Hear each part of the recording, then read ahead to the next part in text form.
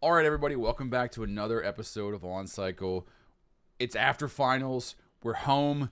We're rested a little bit, and we're ready to talk about all the crazy stuff that went on at finals this year. We're talking about Boston winning their first championship. We're going to talk about Knights, my homeboy over here. Making it back into finals. That's right, getting it back in, and all the caption awards and all the fun movement that happened. There's a couple of shifts at finals, back and forth a couple times. We're going to get into. We're going to talk about it.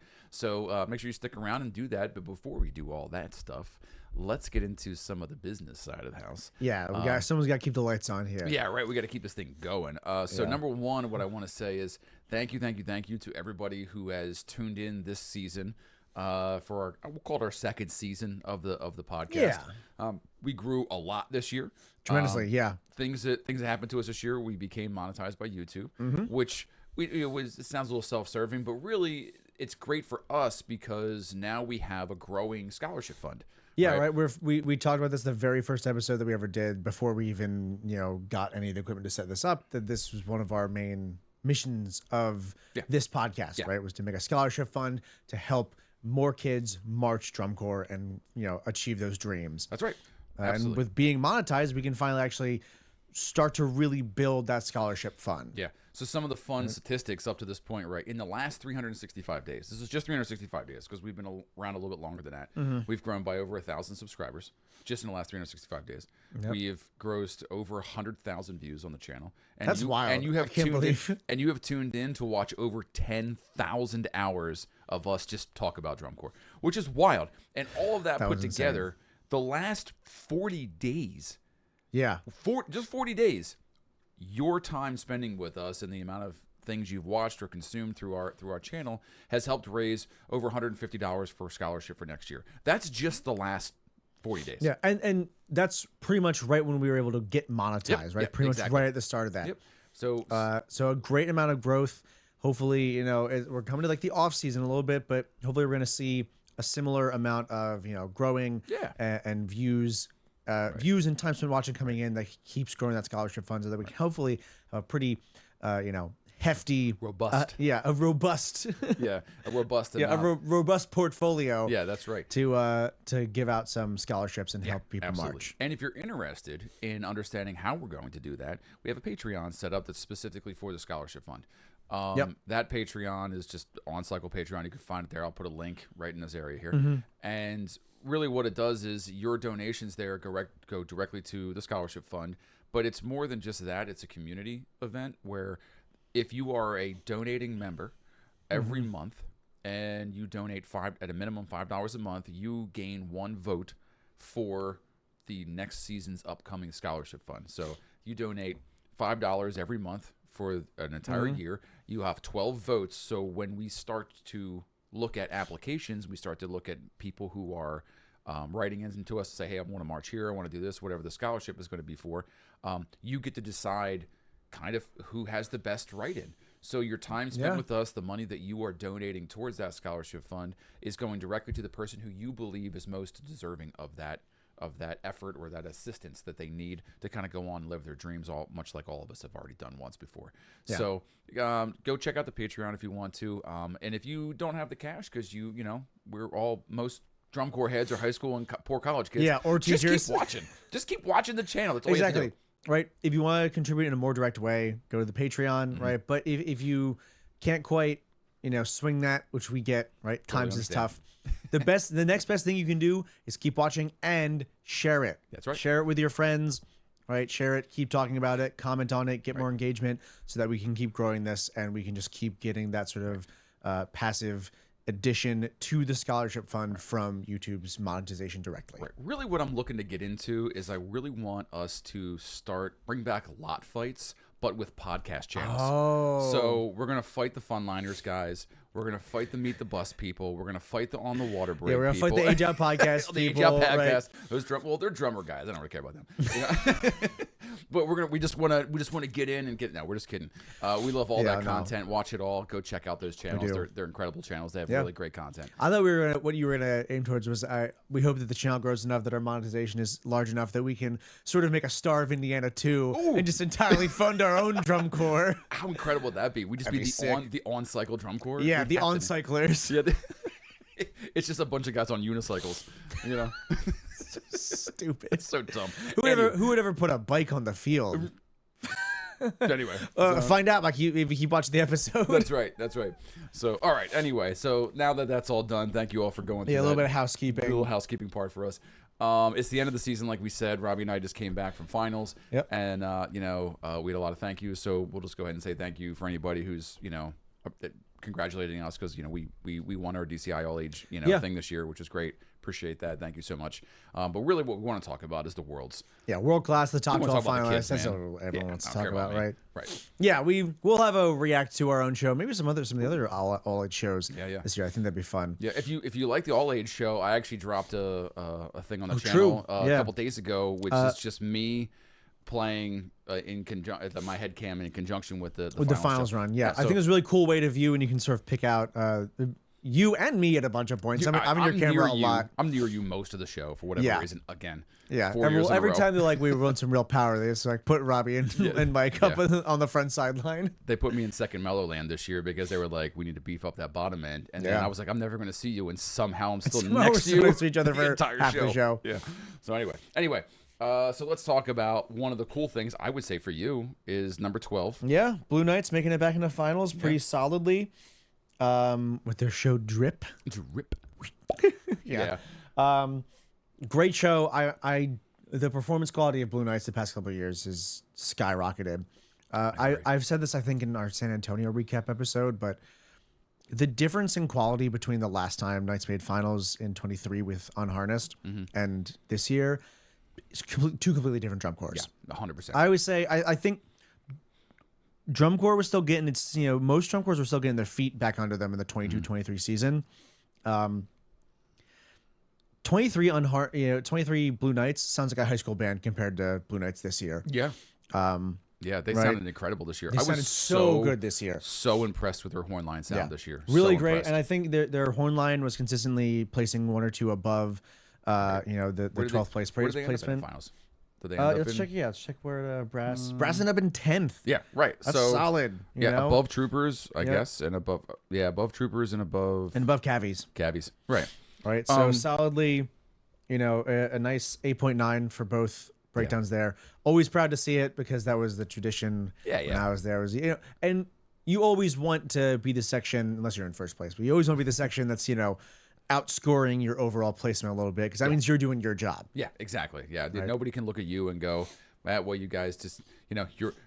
Nobody says this, but we all know it. Like we look at you and go, you're the reason why we're in this place right now. Yeah, you don't want to be that. You don't want to be that group, right? Whoever that might be, in whatever core you're in. Yeah, exactly. Right. You don't be like, oh, the horn is dragging us down, or oh, the color guard is the reason we're not. Or the yada drums yada. Are terrible, or whatever the case may be. Right. Exactly.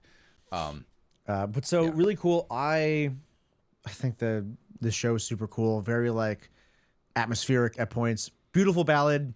Right. Playing Away, the title theme from Castaway, which was our lot tune for a while. Okay. Super cool whenever a chord does that. Yeah. And super cool as an alumnus to see that on the field.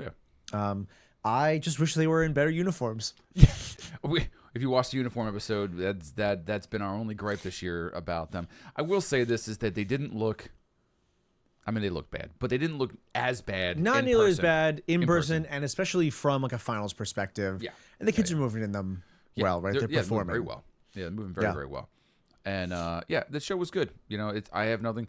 I wonder if the show was good enough to make finals if Madison had put out a show like they put out last year. Because I feel like not to talk out of the top 12 a little bit, but I feel like Madison and some of those core and Crossman. I mean, Crossman didn't have a very good showing this year.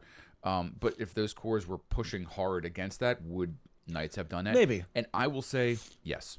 I think so. I think so. But especially when we looked at San Antonio, and I think this is true for semis as well. It's a pretty sizable gap between 12 and 13. Yeah. This was not the case at all last year, but this year was definitely we were looking and we're like some spots might change up, but for the last several weeks, top 12 was pretty set. Yeah, it was exactly where we're supposed to be. There was a couple switcheroos here and there, but which we'll get to. But yeah, right. But like in terms of who was making it into top 12, it was pretty decided. Yeah, it was pretty there. Right. Yeah, and honestly, I have no qualms with where the judges, who the judges chose to be in the top 12, because I thought all of them were good. And here's the crazy thing: like, what was their final score? Blue Knights. Like 87.45. And 87 being in 12th place is insane, right? If you go back in the years, right, and I'm sure Keo is watching or somebody's watching that's going to give me numbers.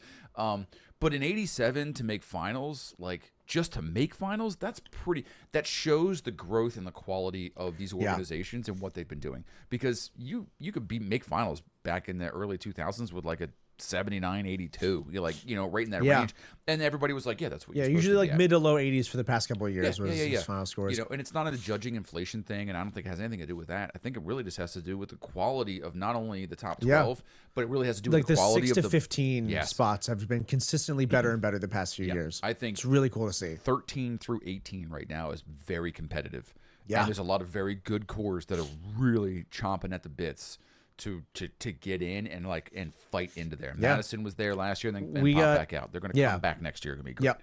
We got a few the chance to watch a bunch of semifinalist cores because we performed on semifinals morning and then watched them. And again, to while we're in the 12th place spot and we're talking a little outside, some really, really great performances. Yeah. Like super entertaining shows in like the I would say I saw like the 15 to 20 something range.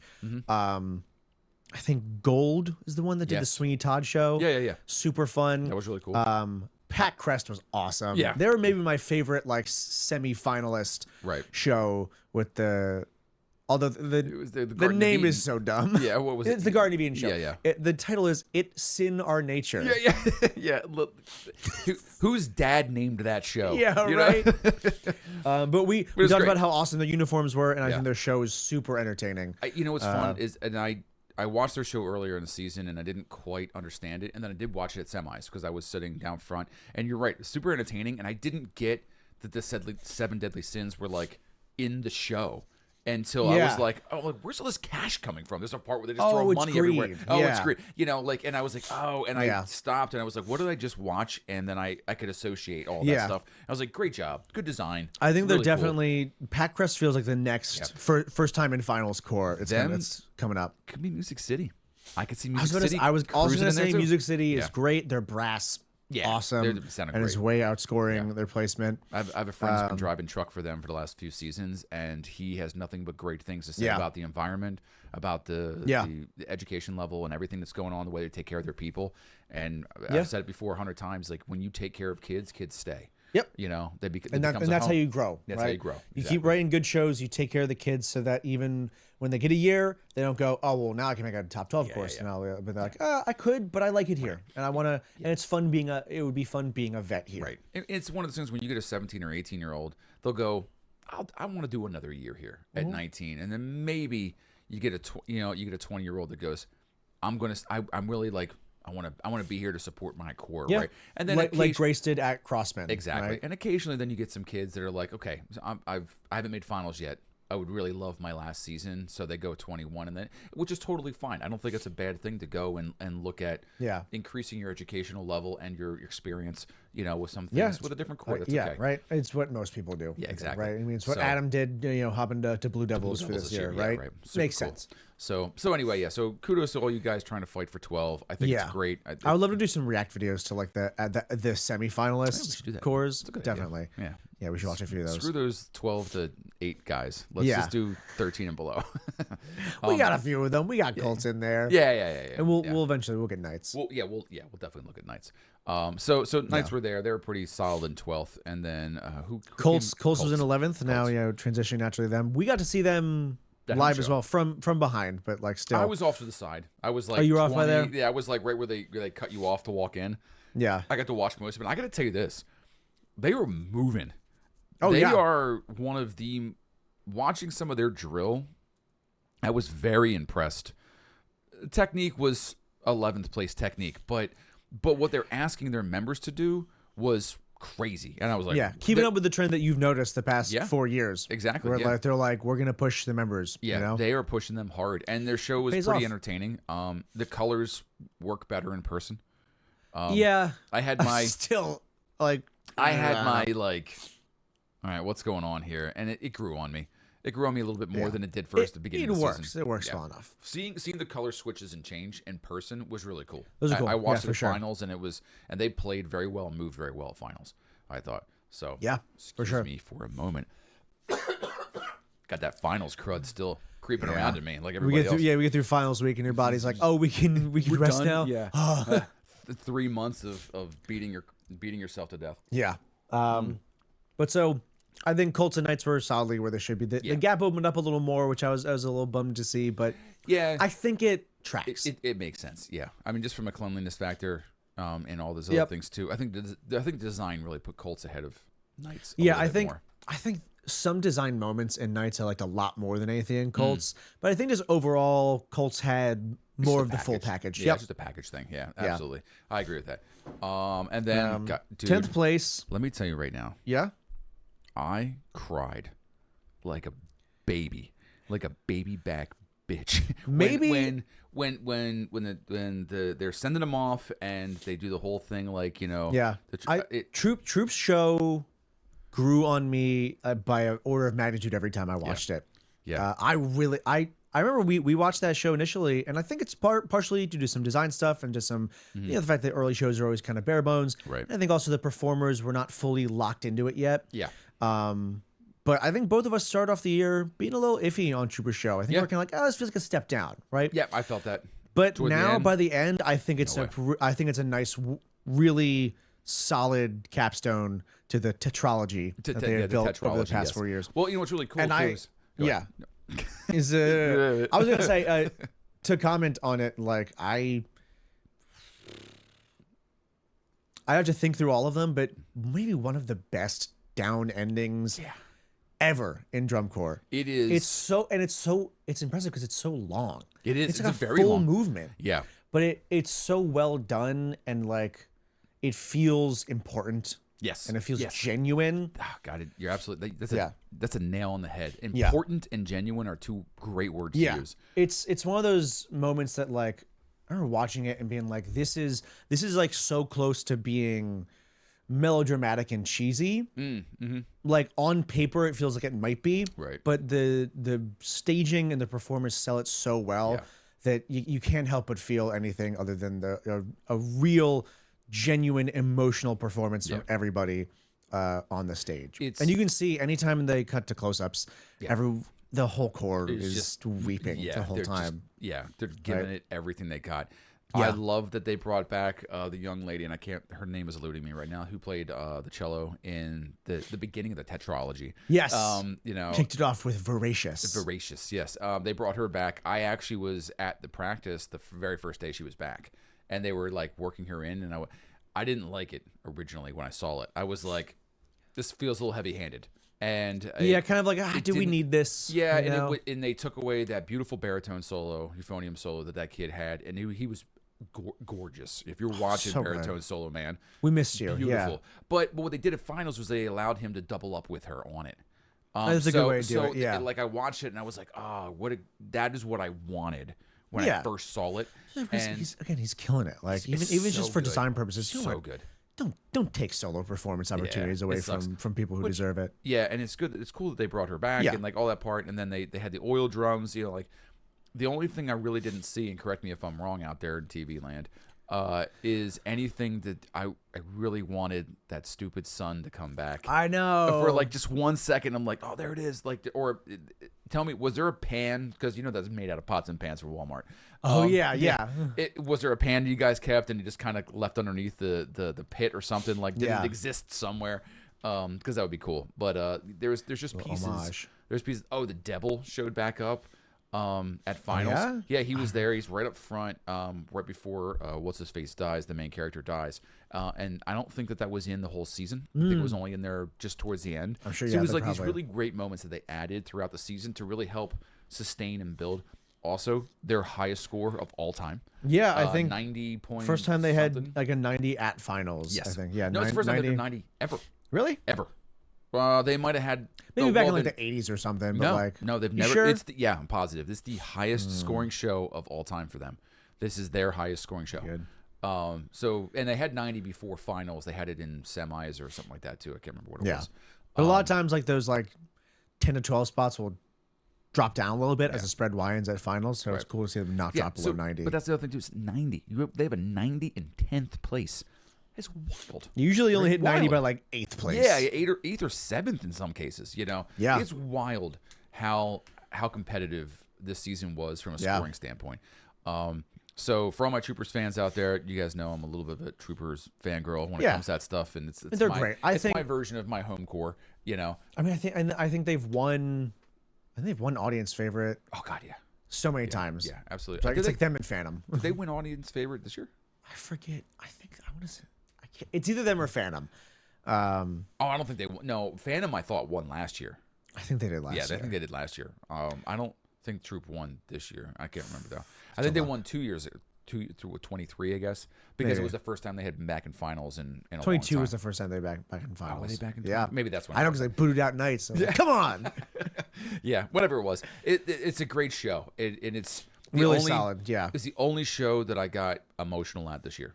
And I mean, I was sitting next to my daughter, and 9 rows up from the front sideline, and just like trying hard not to cry. I cried the whole last minute and a half. Yeah. I remember at San Antonio watching, and I think it was the first time any of us who were watching at your house had seen it, and we were like, wow. Whoa, yeah.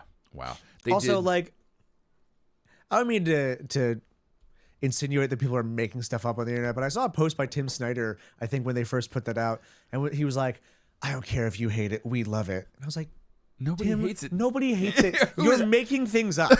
You saw one pissed off dude on DCP, and you're like being like, everyone hates art. And like, no, everybody loves it. Yeah, you're making up opponents. Yeah, it is. Yeah, I mean, I can't imagine there's anybody that's really like hates the Troopers right now. The last 4 years that they've had. Yeah. And listen. In the stands, 30 seconds, not even. Maybe because I didn't look at my phone, they announced their show. I think they were still rolling props off the field when the show announcement came out. And I was like, Mr. Trooper was probably still walking into the end zone when they were like, post. Yeah, it was crazy. Also, Vietnam show? Yeah. Ooh, that would be cool. Definitely. It's called Into Darkness, right? And you can see like some like ferns and sort of Eastern Asian foliage in the back. It would be interesting to see America's core kind of come into more an America whole history kind of. I think thing. I think it feels like a move that makes a lot of sense for them. It would make a lot of sense for them, absolutely. To kind of start to in the next camo hats next year. That would be cool.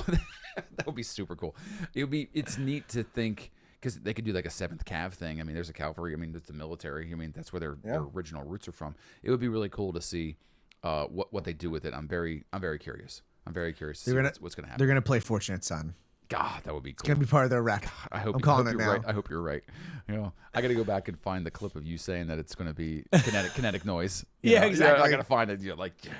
No. All right. Anyway. We spent long enough gushing over Troop, but we love him. That might be another core to do a good good finals react to. I would like to do that one. Yeah, definitely. If you don't do it, I'll do it by myself. I'll just cry on camera, uncontrolled. Yeah. All right. 9th place. Cavaliers. Big surprise. I think both of us predicted that they were going to either stay where they were or fall a little bit. I think I predicted, actually technically my prediction, I think I called them in 13th. I put them out of finals. Although I remember you also were pretty consistently like, we'll see what happens because there were staff change-ups. Yeah. So my original prediction was before all the staff changes happened. And as soon as they happened, I was like, hey, they're not going to fall out of finals. Right. They're making the right moves to correct some of the inconsistencies that they've had over the last few years. Sort of like Boston from 16 to 17 kind of a move. Yeah, I think it was the alumni that came back and went, we are the 3rd or 4th most winningest core in DCI history. there's no reason why we should be placing this low. Our core is very storied. We need to fix. And it was all those people from that era when they started winning, they decided to come back and go, look, we're gonna fix this a little bit and kind of put it back to where it was. Inject a little bit of adrenaline. In the Yeah. And the show I think it worked. Yeah, the show was good. Yeah, I think it. This feels mean to say because I don't think I disliked any of the shows in finals. Probably the show I was like the least excited about. I agree with that. In finals, but it was not like last year. I kind of hated. I was like last year I was like kind of angry at the Cavaliers show. I was consistently like, this is bad and I hate it and it shouldn't even be beating the people below it. I mean, we beat it up a lot last year. Yeah. This year their show I think solidly earned that 9th place. I enjoyed the prop use this year so much better than last year's props because good lord. I just everything about last year felt like it was just like you tried to make a jigsaw puzzle by gluing wrong pieces together. It's like none of it fit. Yeah, right. This year felt way more like I remember early season seeing like a 40-second clip and be like, okay, Cavaliers are staying in finals. Yeah, they're fine. It's just like immediately the whole vibe of it, like the design is much more cohesive. Yeah. All the performers doing much better. You can tell that they actually believe in the program. Correct. Whereas last year it did not. It felt like they felt like everybody gave up mid-season. Yeah, exactly. Maybe even before that. Their brass sounded, even though I think their brass got like 11th. It pretty underscored their placement. Their brass still sounded really good. Yeah, I think that their brass was not challenged in the book, which is why they placed so low. I would be curious. I didn't look at the content. I actually think they placed lower in achievement than they did in content. In content, they got 9 in content. They beat Knights in content technically. Wow, interesting. Okay, interesting. I don't know. Yeah. I'm not a judge, so that's probably why. I just didn't. Their show was good and it was clean. Much cleaner, much more impactful. It's a show I would actually like want to watch multiple. Again, if someone was like, "Let's watch through all finals," I wouldn't be like, "Oh God, here comes Cavies." It'd be like, I watched solid. that one. I watched that one from the nosebleed. I had 2 sets of tickets. Yeah, because I had 4 people there, so I was like playing like I was down front on the 39 yards, and then I was up on like the 10 in the 400 levels, and which was interesting. It was a fun dichotomy. The sound is wildly different in those 2 places. I was watching some of them for the 600, and I was like, everything was so echoey. Yeah. I was like, you could not hear cleanliness in any percussion or brass runs. It definitely helped me sell because I was trying to figure out like next year where I want to get tickets. Like I know where I'm going now. Like, I would, if I had to choose closer to the front, I'll choose closer to the front and just get my face ripped off by stereos. Yeah, exactly. Speakers.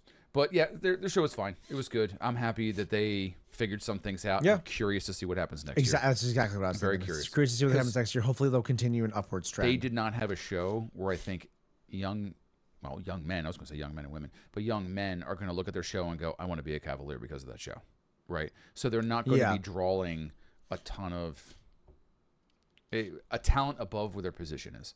I think that's how you stay where you are. Like so I said, it's about Mandarins. When Mandarins did their Sin show with the whole thing, then they ended up in 6th place that year. That is how they've stayed there. Is because they have had great shows that kids look at and go, I want to march shows like that. Yep. And I don't think Cavaliers had that show this year. Yeah, I would agree. It's a good show. It's standard. It's a good enough show. People, they're going to get plenty of draw. They're the Cavaliers. But they're not, like you said, they're not going to pull in people. They're going to pull fresh faces. Yeah, it's going to be hard for them to keep growing. They definitely could because you can grow through pretty much show design alone if you do it right. If you had a good year, if they had a good year emotionally from inside the organization, they'll have a lot of returners. Yes, right. The Cavaliers as we do just that said, very well. Yeah. Nobody goes to the Cavaliers and leaves the Cavaliers. It just, very, very few, if there's any. Yeah, right? Maybe more so in recent years with their placement, but like I could see that happening last year. Yeah, in general, it's a very. Right. You see those Cavaliers, those age outs, they have 4 or 5 gears around their neck. Like those kids are there for a long time. For sure, love that. So anyway, let's talk about the group that jumped up and beat them. One of my favorite shows of the season. Super fun. Look. We dunked on their uniforms a little bit, and now I feel like we've completely turned around on them. A whole 180 on it because their uniforms are so cool. Blue Stars solidly in 8th place, and a little Cavaliers was a little close to them, but I think they were pretty solidly in 8th the whole time.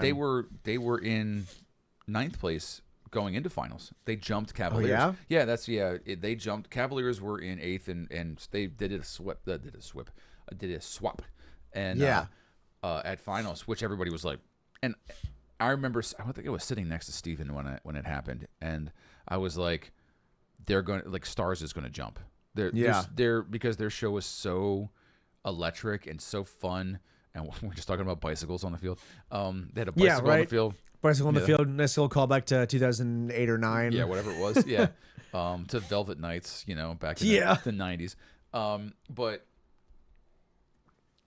their show was really fun. Their horn line sounds unbelievable. Sounds awesome. Every year, their horn line does. They had really high achievement for their horn line. Here. Where was it at? And their color guide, their color guide in early season was like had really high content and was dropping in achievement a bit because they have a really difficult book. They pulled that up a little bit and got a nice solid placement. Pretty even across the whole board. Here's the only thing, their percussion was a little low, but overall pretty consistently. Here's a wild stat. They were 1/10 away from Blue Devils in brass. Brass achievement. God. In brass achievement. Yeah. That's wild. Yeah. And they're sixth place brass. Overall, they were, they were farther away. But because the Blue Devils content was so much higher. Right. Yeah, but their achievement's great. Which, makes sense. Their brass program has been great the past few years. I think I've said this the last 2 or 3 years now. Like I think that they need to do something more challenging. They need to have a different book. They need to find a new writer or have the writer that they have offer the members put a few more notes in because they can handle it. Yeah, they can handle it just fine. Yeah, they're starting to do more. They're definitely challenging their members more with visuals. I think this year. Yeah. They're getting back to like what the Blue Stars were at the end of the teens. We're like, we're seeing so 18, cool. 19 when we were watching. I was watching. I was like, they are moving. Yeah, they're moving so and playing much so well. I remember looking at them and going, "There's a core that's still doing drill. Thank God." In 19 especially. Yeah, that's so cool. The mountain prop. Yeah, come on, that damn prop. And one thing that has been a star standard in the horn line is the sections that have a different color. You all right, dude? Yeah. Okay. Sorry. You made a sound. Steven's talking to us. You said star section. Star standard. Star standard. Yeah, a star standard has been the uniforms. I love that they. Each one of the horn line sections have their own color or their own version. I like it when horn lines do that well, and they do it with a visual package too, where they write drill, where they integrate and they fold and they unfold, and then end up in those packages again. And I think it's brilliant drill writing. I think it's difficult drill writing from a designer standpoint, and I think it really shows how much effort and energy that certain people need to put into those things. So those are very classic drill writing content and concepts that I think have lost a little bit to time because of the new way we do drum corps, and I love that Stars maintains a lot of that and just keeps that kind of that feel alive. Yeah, so I think you said the word fun earlier for their show. I think definitely between like them and Boston, the two most fun shows on the field. Absolutely, there was nobody that watched Stars show and didn't have a good time. Right. Like there's a kid that's running hurdles in it at one point. I know, right? I love that they lean full on into camp. Yeah. I feel like Star the past couple of years has been struggling to make a cohesive, enjoyable show design. Yes, correct. Well, they'll have cool moments and really good performers, but they just like you watch the show and you're like, okay, it's pretty good. Last year there's some really fun moments, some great like brass moments. Yep. Then you watch the full show and you're like, it's a space show. Yeah. Right. It's kind of how I felt about Cavaliers show this year. Right. It's fine. Yeah, right. You watch Absynthia and you're like, okay, it's fun little styling, but it's fine. This was the first year where it's finally like, yes, they found something, they stuck to it, and it was very effective. And you could tell the members loved it too. The members really had so much fun with that show. That's so great. They ran. I love a good forever. genre show. Yeah, love it. Yeah, give me something. Give me something I can bite onto as a performer and go, this is what's going on. Yes, definitely. Which leads me into my next place core, which is it might be my third or fourth favorite show of the year, was Mandarins. Mandarins. Yeah. They ended up, I think, for personal enjoyability for me, a little lower. Okay. I think. Okay. I think it's a good show. Yeah. I like that they're trying something very different from what they tried previous years. Yeah. Because in Cinderman, a lot of times cores they'll explore a space for 2 or 3 years. And I think Mandarins did that. They had Cinderman, and they had another sort of like jazzy, slightly dark show. Creole kind of show. Yeah, exactly. Right. But they were like, let's explore some like New Orleans influences, which is a really cool way to do it. Yeah. This year felt completely different. Yeah, it's very different.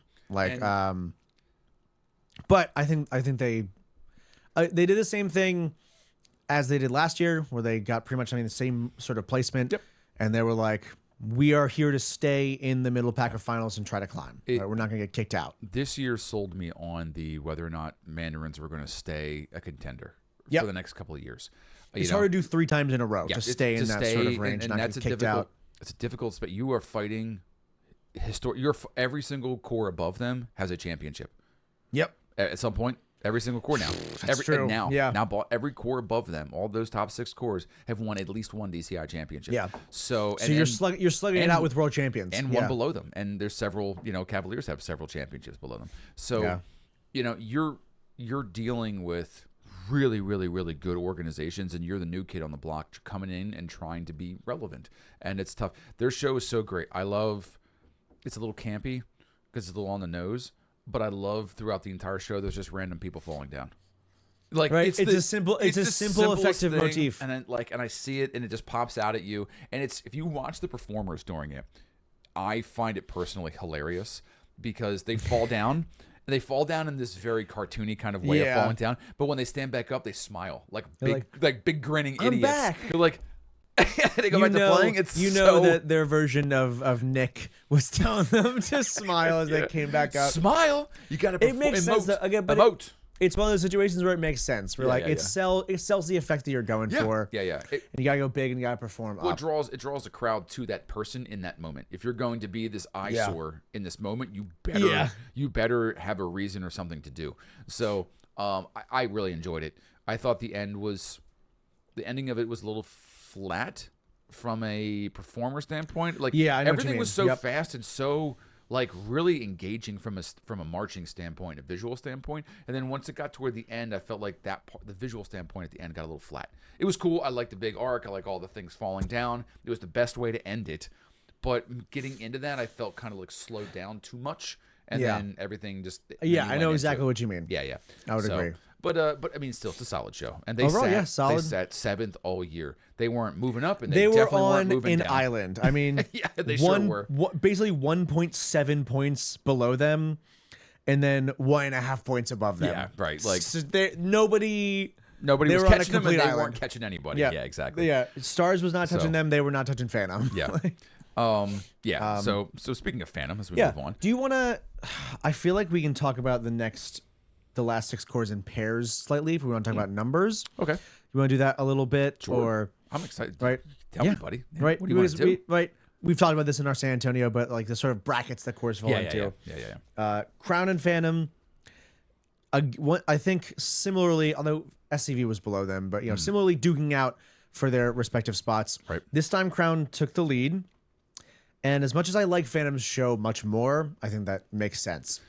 Here's a wild thing, right? Because you're looking at score, you're looking at general effect, right? You have 2 general effect Phantom ones and 2 way outscored their general effect, way. which I think makes sense. Yeah, I agree. And here's the thing: 4th place in GE for one of the judges. Mandarins and Crown swapped their GE back and forth between the two. They were 6th and 7th and 6th, 7th. Yeah, and I totally agree with that assessment too. Yeah, Phantom was definitely. I think my top 3 shows were Boston, Coltz, and Phantom. Really? I really like Phantom's show this year. Really? I think it's solid. I think it's continuing the same trend. You know me, I'm a huge Phantom fan. And it was enjoyable. I felt... I don't know. Maybe I'm just biased from last year's show because I loved it so much. Last year's show was so dynamite. Good. It felt really... Flat is probably the word. The opener... Incredible. I love the first 2.5 minutes. The ballad when they're all the way in the backfield playing their whole ballad in this big straight lines across the back. Great. That's incredible. And but that's the only 2 things that I really remember from the show. I like their their technical movement, their technical opening first movement. I thought was great. Yeah, it's great. I felt engaged the whole time. And it felt really strongly like it was a modern version of the 2000s class and 2000s and early 2010s classic all white Phantom. Yeah. Right? Which felt purposeful. Sure. And I just love, I dig, it was the way they presented it was a little stiffen your own farts kind of okay guys, get over yourselves. Okay. But the approach of just having a show be untitled is being here's a bunch of cool music. I like that. I dig that approach. Yeah. You don't. That's what Harmonic Journey was. What does Harmonic Journey mean? What? Oh, you mean you're playing music and moving? That's all of drum corps, right? They just had a cool name for, hey, we found some cool songs and we want to play them for you. Right. That's what this show was. And the promo video they made was a little bit hoity-toity. Yeah. But I like the impression of that in general, right? Yeah, And just being like, here's a cool show. Yep. We just dig it. Yeah. Well, right. I think I wanted more from certain sections of that. Like, I think it's like, when you hear something and you're like, oh, this is what's going on. I'm like, oh, I want them to do this. And then I got out there, they didn't really do that. Like, they have 24 mellophones. They are not even in my top 3 sounding mellophone sections this year. They definitely did not utilize their mellophones. I mean, as if much. you're going to take that many, like, why aren't you ripping my face off with that? Yeah. At some point in the show. I wonder, and again, all last year. Like there was I wonder a great... if they maybe shot themselves in the foot by taking 24 mellophones. That's a lot of spots to fill. Here's the thing. I know, but they didn't sound mellophone bad. talent is so solid across GCI on average. Yeah, it's great. It's I don't want to say it's an easy horn to play because it's not an easy horn to play, but it's. I think they tend to be the best performing section because it's the least amount of people in the horn line besides the tubas. Right. So you're literally, the pool that you're drawing from is 2/3 the size of right. If you take 1,000 applicants for every horn part, you're taking a smaller gap and you're taking more cream of the crop for the mellophone section for every core on average. Yeah, right, because they have 16 members versus the 24 in trumpets and baritones. And similar thing happens with tubas, except I think you end up with less tuba applicants. Yes, you know exactly. What I mean? But so you're probably taking 50 to 30% of your tuba applicants. Yeah, exactly. Unless you're in the top 3, you're probably Boston's probably getting 100, 150 tuba applicants. You know, but your normal cores, they're getting 24 to 36 applicants that are like actual people who are going to. Who are contenders. And aren't just like some kid showing up with a 14-year-old kid who bought the packet so that because he wants to learn the parts. Just for fun, which is great. Well, you should do that, right? Which you should, but you're not a feasible. Nobody's going to take you, right? Unless you're going for some of the 7th Regiment or something like that. That's fine. An open class course. You can absolutely do that at 14, 15 years old. You know what I mean? But I know there were kids in Stevens High School, that were like, oh, I got the packet for Blue Devils. And I'm like, you're 15 and a freshman in high school. Like you're not, and a trumpet player. The bouncer's not even going to let you at the door. You're playing 3rd trumpet at your high school. Like, you're not even the best. Like, so like, but at the same time, like, it's go so cool learning experience. Go for that. Like, the only thing you have to lose is just chains. Yeah, and a few $100. Yeah, and a couple $100. Yeah, exactly. Yeah. So it's fine. But it's a great educational experience, like you said. Especially like you're 14 or 15, you can show up and spend a whole weekend being like, oh, this is how they act. At Bluecoats or Mandarins or Phantom or what have you. And then you come back, and if you're smart, you internalize that and you go, okay, I have a snapshot of what I need to aim for. Right, on the field and off the field. Which that happens 0.1% of time. The other 99.5% of the time, they become insufferable. As high school kids. I was like, guys, Phantom doesn't do it this way, so I don't think we need to do it this way. I'm like, God damn it, these damn kids. But it's fine. But so overall, I really liked Phantom. I can see it's definitely, it's not the powerhouse of. I wanted that show. I wanted it to be better than Crowns. And it wasn't. Oh, I think the show design's way better than Crowns. Way better. I don't know. I disagree. I think it's an order of magnitude better. I don't. I think there are parts of Crown show that I struggle with, but I think from a pure playing and design concept, I think Crown show is just better. I think in design. I think. There was just something missing from the Phantom show this year for me. For me personally. I mean, I think the judges' numbers tell it. Every single GE judge put Phantom above Crown. It was a better design show. It was more interesting. But Crown, if we're pivoting to Crown now, Crown just performed better. They their technical expertise is dropping. They're not. They took third in brass achievement. So they're still up there and fourth in content. I think if 2010's Crown got 3rd in brass, they'd be pissed off. Yeah. No. Well. I mean, I don't disagree, but also they're still up there. Who else? What else?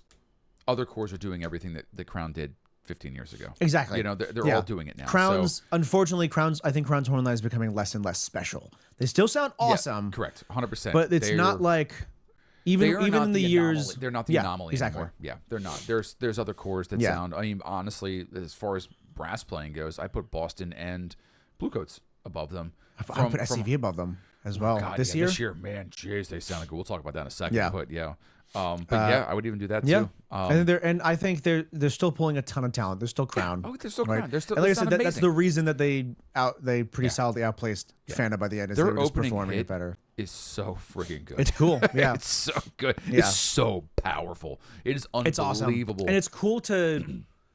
I love it whenever Crown. They add a little bit of dissonance in there, and they start with just a big high brass hit. I love an opening high brass hit. Yeah. Just when just you've got just like 19. Yeah. Yeah, Ground exactly. 19. Yeah, such a good. Right when you've got a good, powerful, balanced high brass section, it's such a cool effect. And then you can because then you get a 1-2 punch of adding the low brass in later. Yeah. It's their show. It's kind of the same thing as it was for me last year. Is that I really enjoyed the first 2.5 to 3 minutes of their show. I enjoy pieces of it. It got a little stale. Their ballad is way too. I'll say it 1,000 times. Their ballad, Jesus, their ballad could have been an entire high school marching band show. Yeah, it was so long. I think long. Crown's biggest problem this year is they stay on one idea for too long. Yeah, I agree. Like you said, like I watched the opening hit. It's really cool. They move into like the first full movement. Mm-hmm. Like first off, like they have their intro and like the Fates walking through. They're playing backfield. I'm like, what is this? Like 30 bars of music? Yeah, it's so long. And they get to the opening hit, and you're like, okay, cool. Okay, cool, yeah. And like they're playing their opening, their first movement, and it sounds cool. Yeah. And that's like 3 minutes later. I'm like, I feel like they've been playing the same thing. For the past several minutes. Yeah. They just like there's not enough variety in it. And I mean it is like it's almost like they took an entire orchestral piece, which they did, and went, we're going to play most of it. Yeah, which like has worked. Phantom in I want to say Phantom in like 2010. Yeah, 2000. It can 15, 20 years ago. It can work. Yeah. It just can't. I think it can. Depends on the piece, right? I don't know, man. Like the piece that they played, and I can't me and names of the pieces, but they played like 13 different pieces this year. I thought they played one. They played. Well, I think it was from one big suite. Oh, okay. But like, but it's lots the of same different. thing, But I still a variety of different artists. Yeah. But it feels. You want to pick when you're picking repertoire. You want to pick stuff that feels like it fits together. Mm-hmm. But also doesn't feel the same. Yeah, it felt like this year they did it too much. It was like this is the same piece of music. Oh yeah, over and over again. Until there were big, exciting moments, it was like I was fading off. I was like, they would hit a cool. I'm like, oh, this is cool, and then it'd be saying the same thing like 2 minutes later. I'm like, this is maybe so cool, but I feel like you really need to move on. As a grown man, I have honed my ADD in, and I don't have that much trouble with it anymore. I feel like I have a very high attention span to things. Yeah, and there are times in that show where I just went. Just faded off because it was like I don't know what's going on right now. And I've in talking to other people about this, I've picked up on and been able to discuss some other stuff that I think that this sameness problem, the lack of variety, permeates the whole show. Yeah, like Lindsay pointed out, like they're on a big rifle feature, and the entire color guard's on rifle, and then it's the end of the opener, and the entire color guard is on rifle. And it's the end of the first movie. The entire guard, it's like, guys, do something different. Yeah, right. Like, which is crazy because we just talked about Boston. Just Boston that being on you can do that and it works, but it's when it's the it. same thing over and over. And like, again, they did it a little better this year, but like it feels like they're marching at a 7 to 5 for like 60% of the entire show. A 7 to 5 and 3-step intervals. They do march a lot, and I appreciate that. Yeah, they do march a lot this year. It felt like they weren't doing very interesting stuff with the drill. Yeah. It was just big snaky forms the whole time. Yeah. And it's like, there's a way to do that. It's really cool. Bluecoats does it a ton. Mm-hmm. But I'm just watching. I'm like, it's a snaky form with a 3 to 5 spacing or a 3-step spacing and the whole time. Giant props that make no effort to do anything for the show. To be integrated, right? And sometimes just cut off pieces of the field. Yeah. They're just in the way. It's just like their big tower thing last year. Like the only time they've had a big prop that really made sense was the King Arthur show. Because it's the stage in the middle of the thing, which made sense. So I don't know. Similar thing, like great performers, more of a step. I liked it better than last year. Last year was I think a snooze fest. Yeah. This year had some moments. Finally, what I was really sad for, and I was hoping that they were going to put it in at the finals. The big like weird goofy crown that they put in. The jester crown. Yeah, super cool. I loved I called it the evil crown. That's what I was. Yeah, it's a big evil crown, but I wanted it when they started to pick up the tempo. I wanted them to make the normal crown. I wanted a more solid. I was like traditional crown. You need some GE in this show, guys. people will lose their mind if you just put it in there. I will say, just write it in. They did finally pull some GE for the final moment with the fate swallowing the mellophone player. So cool. Yeah, it's a cool moment. It's a very big DCI moment. I know, and it's one of those things that's like, why is your show not filled to the brim with stuff like that? Yeah, correct. 2015, 16, or like 13 era Crown. We've been all over that. Yeah. Can you imagine all the cool, fun character stuff they could have done with a story like that? Yeah. And this year, it's like it felt like they had the beginning and the opening hit, and then that was it for on-brand story-themed moments that audience could really latch on to. Right. Yeah, I was like, why are you guys not doing more with this? You know, the only saving grace, and like you just said, I think the only saving grace for them in the next year or two is that big fate that takes and swallows that mellophone player at the end is going to draw kids to that core still. Yes, because like you have to have something that's going to draw people in. That's a very cool Instagram-y kind of moment that kids are going to watch, a TikTok moment, whatever. They're going to be like, "Oh, Crown is so cool. Did you guys see that big thing?" Because you're drawing in. I hate saying it this way because it sounds kind of creepy, but like you're drawing children into your organization because really like you kids get hooked around 14, 15, 16, right? They're still in the kid range. And then by the time they hit 18, 19, they're still kind of kids, like that's when they're looking at marching drum corps. So you have to give them something that is tangible for them, for their age range to be able to latch on to. I think it's cool as a 43-year-old, and I would probably think it was cool as a 16-year-old too, because it's just a neat thing. And they're going to be able to grab onto that and do that. It's kind of what I was saying about Cavaliers. Like, there's just nothing to grab onto there. Right. There's no big moments. The half watermelon pieces in the field, like that's neat. They're neat props. Yeah, that was about it. So so anyway. I hope that does give them some draw. I would love to see Crown return to some level of their former glory because listening to their brass live. That's all the draw I need as a brass player to go play brass because the brass sounds so good. But again, there's other corps doing funner stuff. There's other like funner or worse. Sure. Okay, sure. Sorry, it's probably more fun. But like I said this again last year. I'm like if I was a brass player, if I was really good, I guess I am a pretty good brass player. Very good brass player, if I was a world class age solid brass player that felt like I could get into any brass program, I would try and be like, why would I go there? Yeah, fourth or fifth. They'd be fourth or fifth in my pool too. Yeah, like why? Yeah, their brass sounds good. Yeah. So does BD. So does Boston. So does Coltz. So does Phantom. Yep. Like Phantom was like that. That was like for me. Phantom was like that for me in the early 2000s. They were great and they were like a fourth, fifth place contender around that time frame. But I want to watch groups like Cavaliers and watch groups like the Cadets. And I was like, that's what I want to do. Like they move, they play, they sprint, they run. Yep. Like that was what I would, because that's what drum corps was at the time. Yeah. So, anyway, moving on. Let's talk about the coolest part, I think, of this season. Wildest part, SCV and BD. BD in fourth? BD in fourth place. Not getting a medal for the first time in the 2000s or something, or even since the 90s. The 90s, I think. Yeah. 80s, maybe even. I don't know. I don't know. Like 82 or 83 was the last time they placed in fifth. Might have been. And it was like 05. I think was it 05? Something like that. Anyway. Yeah, and to look at the numbers, like basically a full point between them and SCV. Yeah. That's crazy. Yeah, right? and here's the thing. SCV came in, grabbed a hold of that bronze medal, and was like, you are not getting a hold of this. You were not touching this. Yeah. Their SCV's horn line sounded so unbelievably good. The horn line sounds awesome. More like 18 SCV than they have sounded since 18. They finally got that sort of harsh, angry, but controlled sound back.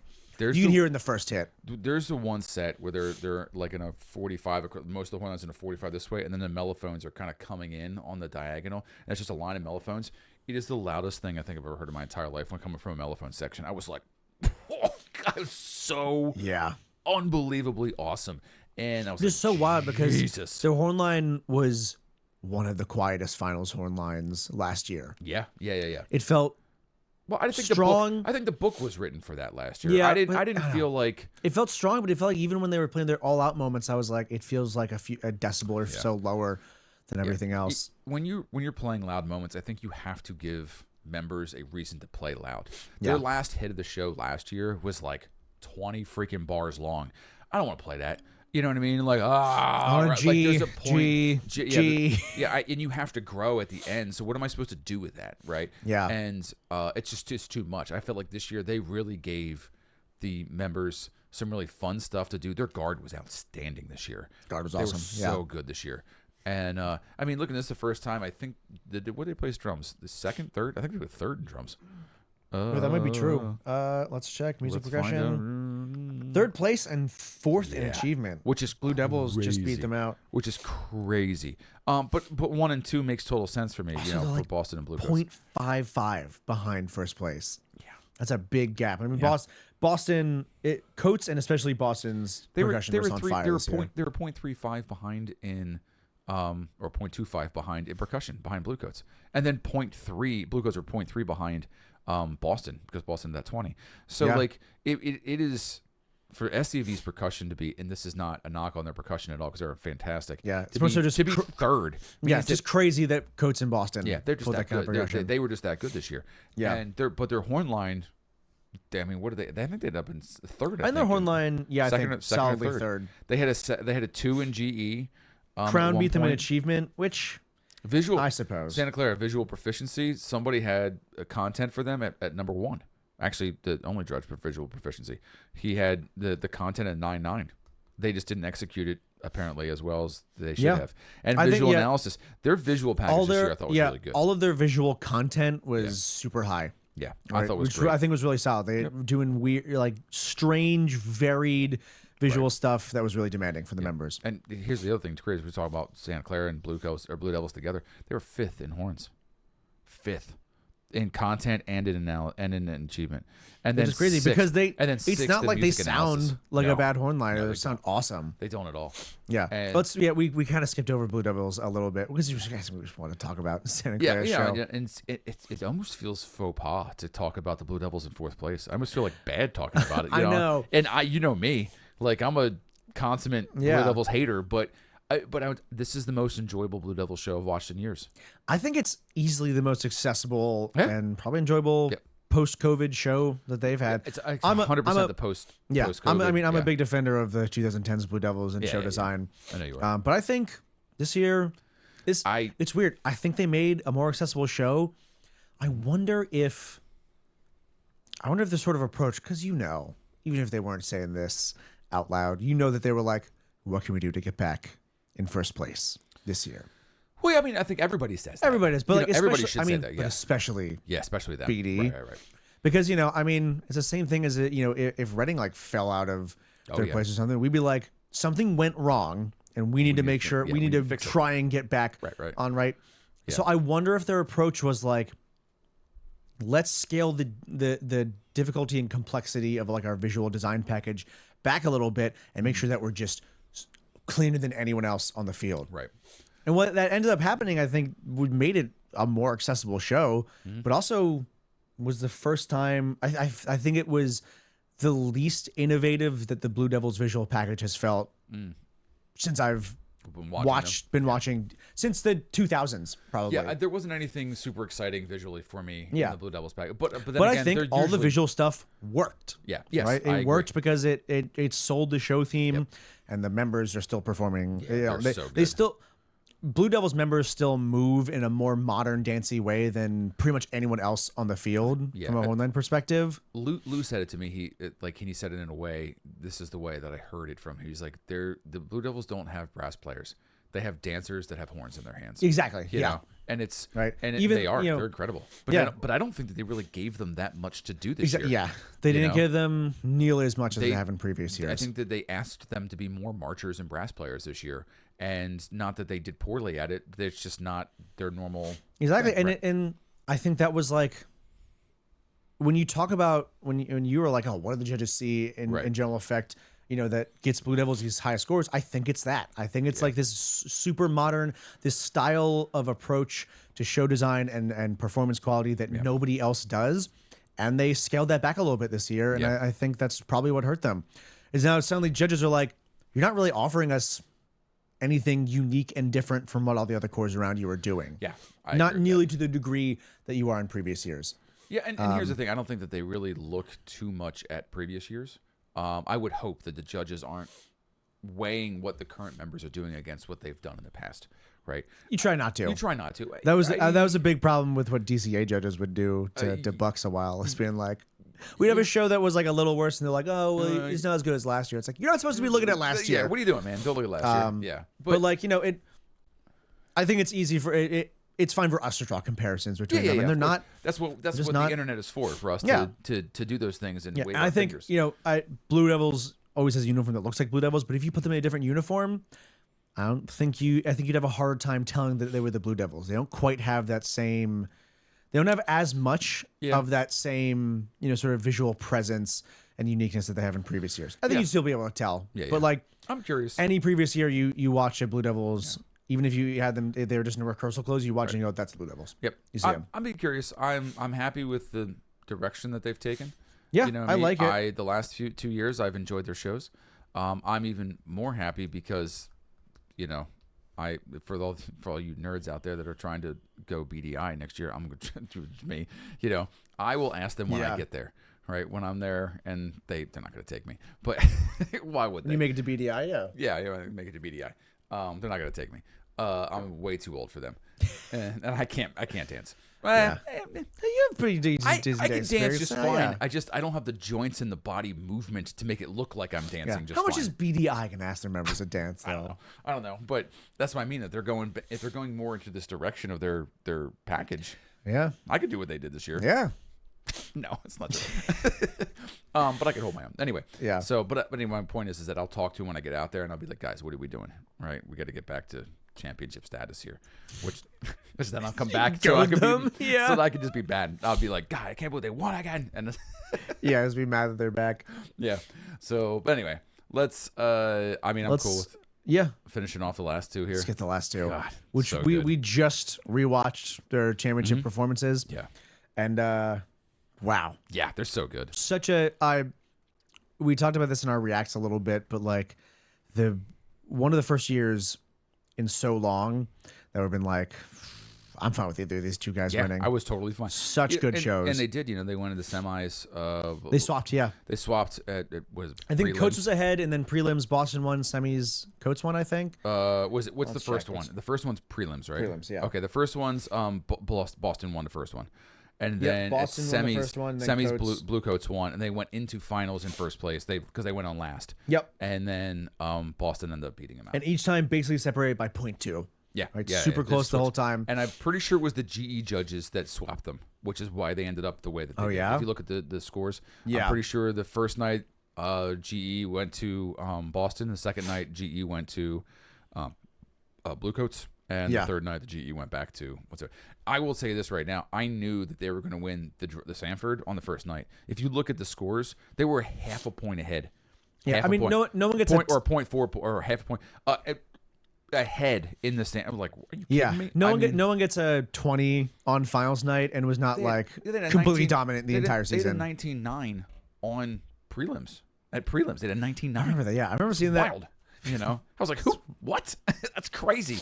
And then semis, I think they went down a little bit, and then because I think they took second in percussion in semis. Really? But it was like only by a tenth. Yeah. And then at finals, they were 0.3 above them again. I mean, they were handily ahead. There was no way that they were going to lose to Sanford. I was curious to see how the horns will roll out. Yeah. Well, it's so curious. So a quick breakdown of the captions, because I can remember the last time this happened. You have to go back a few years where all of the caption awards were cleaned up by two drum corps. Right, the top two spots took all the captions. Right, and it was I thought an interesting and I think apt breakdown for each of them. Right, Boston took all of the section specific caption awards. So they got high brass, high percussion, and high color guard. Yep, and then Coltz took both of the overall package. Right, with a high visual and high GE. High GE. And I'm peeking because I'm curious. If there was a high music award, I think Boston actually would have probably gotten that one. I got to go back and look and take a look. But during our predictions, I know I said Ott, I know I said guard, and I think I said visual for Boston. I think I thought visual was going to go to Boston or GE, one of those two. And I got one of those two wrong. And they came very close. I mean, Boston took visual overall on the final night. Oh, right? Okay. Right, but it's a combo of the Caption awards are averaged average numbers between the 3 nights, right? Which I think is great, also, which I think is still the right move. I didn't realize this, but Bluecoats took first in brass on finals night by 0.05, but they got a 10 in achievement. Wow. Yeah. So really, and I think that's really a lot of times a 10, right? This is always whoever's winning is getting the 10. Yeah. Right. It's more so right. Not winning, but like whoever's the best brass person, because where else are you going to go? Sometimes, with them, right? But like this is always the issue with saying that like a 20 is a perfect percussion score. That Crown's 2013 brass was a perfect brass score. Right. It's not perfect. It's just the highest possible score that you can give them, and it's all comparative. Right. Correct. Right. A lot of times, what a 10 means, sometimes it means this. I don't think this could get any better. A lot of times what it means is I gave the people below you a 9.9 and you're better than them. Yeah. So this is what you So I have to, right? A lot of times it's the core below you is really good and I gave them this number, so I have to give you this number that's this much higher. Which makes sense at finals night because Boston went on second to last. Yeah. So and they probably gave phenomenal brass. Yeah, correct. So I'm sure, they probably were like, I mean, Boston got 9.9 in achievement. Exactly. That is super high. So what else are you going to do? If they got 9.9 in both of them, I can't. If Bluecoats did really play better, which I don't agree with, but if they did, and they play so well. Listen, I'm not saying they don't play well. I'm just saying between the two on finals night, I felt like Boston was better. It's hard to tell. Bluecoats does so much weird sound mixing, soundscape stuff that it's kind of hard to tell just on a raw cleanliness. Right. Because Boston, I mean, they're all still doing miking and sound mounts and stuff, but they have like an unmiked sound to their arrangement, and you can just hear the cleanliness. This is what I think. This is wild to me. I don't know if you saw this year, because I think Boston's the only core who did it. They had 2 speakers on the back sideline, 2 speakers in the end zone, and 4 speakers across the front. That's weird. That was all tied in together. So, I think for 2 reasons. This is my assumption, right? For anybody who's in Boston or knows any of this stuff, maybe you can help me. One, you put speakers in the backfield, pump everything through it. Everything through it at a low volume. So that way, timing is not a concern anymore.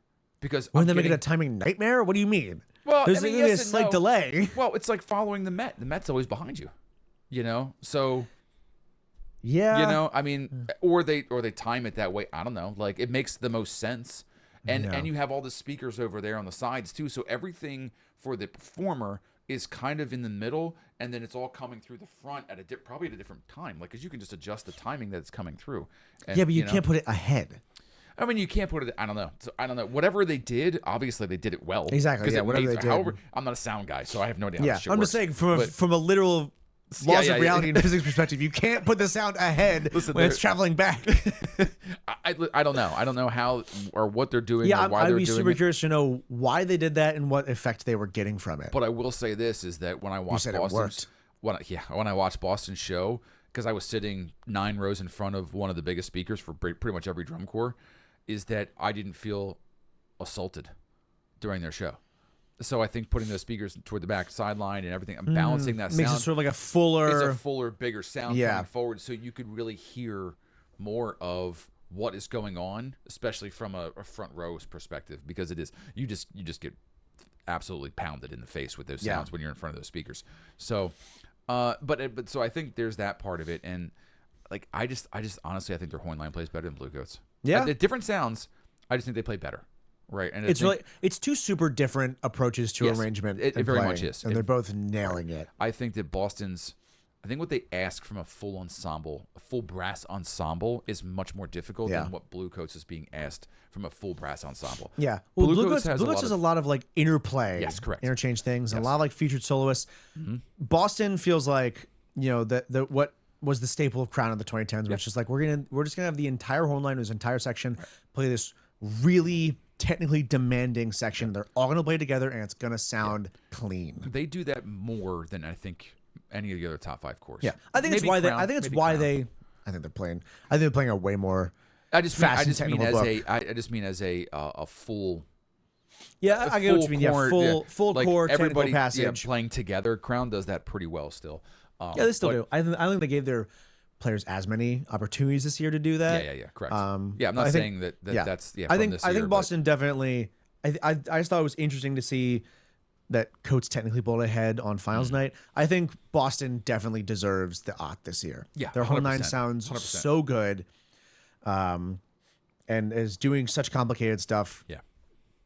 Playing super difficult, stylistically varied passages of music while doing the most insane silly stuff. body that I've ever seen. Yeah, and they do it so well. Watching Boston this year, They really sell it. it was otherworldly from a brass player's perspective. Watching what they do with their bodies this year and the ask, which is it is the most drum corps body I have seen in 10 years from a drum corps. Because what do you mean by that? Yeah. What I mean by that is that we have gone as a horn line. We have gone we're just talking about the Blue Devils thing. It's very dancey. Yeah. Right. It's very like flowy and dancey. And look at my arms. I was like, original horn line body when we started doing it in the late 10s or aughts, and then moving into there was very rigid and very aggressive and very like what's it, staccato, maybe even in a way, like mechanical. Yes, mechanical is a great word to use. And a lot of that this year was what Boston was doing. Yeah, almost all their stuff is very snappy. I think that Boston just moved so differently this year than I have seen them move in the past, and that they were on a whole different level from everybody else. Yeah, it was a different blend. I was shocked that they didn't win visual personally. I understand. I think visual could have gone to either of them. I just think I felt like they needed to give something to Bluecoats, because I think Bluecoats. Here's the thing. Once again, it's drum and bugle corps. Yeah, it's marching band. Bluecoats was just marching better than Boston. I agree with that. Yes, and I think Boston was marching really well, but just from an individual like height and performance projection perspective and marching, Bluecoats was untouchable this year. I think that's really what sold them. One, I think last thing that's I think is interesting about the general effect, because that's also what Coates won. But again, I think that also could have potentially gone to Boston. If you look at the GE 1 and 2 judges, so GE 1 and 2 are not explicitly visual GE and music GE anymore, but they do give people with the visual background, GE 1, and people with the music background, GE 2. Both of the GE 1 judges, who are more visual, gave their overall score to Bluecoats. Both of the GE 2 judges, who were more music, gave both of their first places to Boston, which I think tracks. Yeah, I guess. Here's the thing: like Boston they were third in their repertoire and first in performance in a lot of the things for GE. And also, let's keep in mind for basically all of these captions, Boston did win GE on finals. Yeah. So. No. Yeah. Coates won overall GE for total GE. No, they won total GE. Oh. On finals. Boston won GE too, both of the categories. Never mind. I'm looking at the wrong score. But also, all this stuff, keep in mind, 0.1 difference in GE. Out of 40 points, a 0.1 difference. These are two of the closest quality performance championships and writing for championship shows that we've seen in years. Importantly, a half a point down to Santa Clara.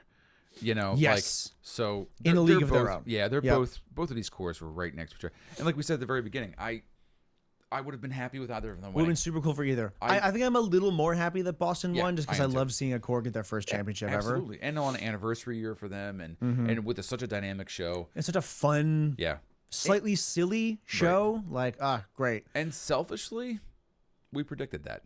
Yeah. So I wanted it to be right anyway. Exactly. So we could brag a little bit and be like, we told you so. I don't think you guys understand how great we are. We know exactly what we're doing. So obviously, when the drum corps betting rings open up, be on the lookout for our predictions episode next time, and slide a little cash this way, because it'll go towards the Patreon and towards the kids. Honestly, you should go hit Vegas and put it on black, baby. Let's go. I don't know. We're good at what we do. Okay. Yeah. Now, that being said, also, I predicted PC would be in finals this year. Yeah. So take our predictions with a grain of salt. Take it for what you were. Yeah. You will. Yeah, I think overall, unless we got any final comments, I think we've covered everything pretty thoroughly. We're good, man. Like, I think this year was another fun, great year for drum corps. There wasn't a single show that I was like, ugh. Last year, like we said, I think Cavaliers really kind of like. Yeah, we're like, But like this year, not a single show. And even the stuff in not in finals, I thought was really exceptional. Yeah. It was good. Yeah, I love to see the activity grow more. I am very curious. We'll start digesting and start making predictions for next year for what will probably be an upcoming video. Yeah, definitely. All right, everyone. Thank you for joining us. Share with your friends, like and subscribe, all that good stuff.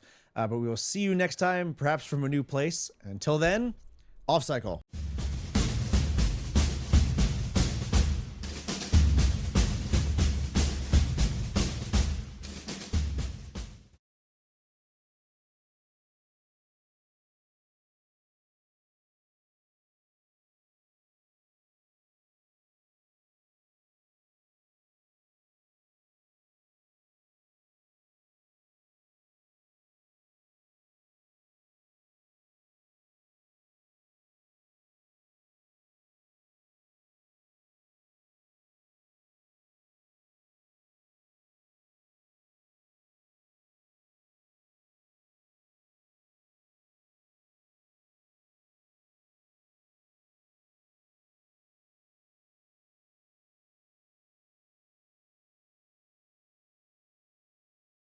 We just go right into the intro stuff, and whatever we lost from the previous one. It's just good. I think we got all the drum corps discussion, so let's just go for it. All right. Oh, all right, cool. Excellent. All right, so I think that follows it up, and that's gonna kind of call it all for the night. We're really happy about finals this year, for ourselves, for everybody. Yeah. Cores were great, you know. Yeah. If you're still hanging out with us, make sure you click like, make sure you click subscribe. Come on. Recording. And cut. There you go. We're on you. All right. All right, everyone. Thank you for joining us. Share with your friends, like and subscribe, all that good stuff. But we will see you next time, perhaps from a new place. Until then, off cycle. Yay! Cool. Jesus. I can't wait to splice all that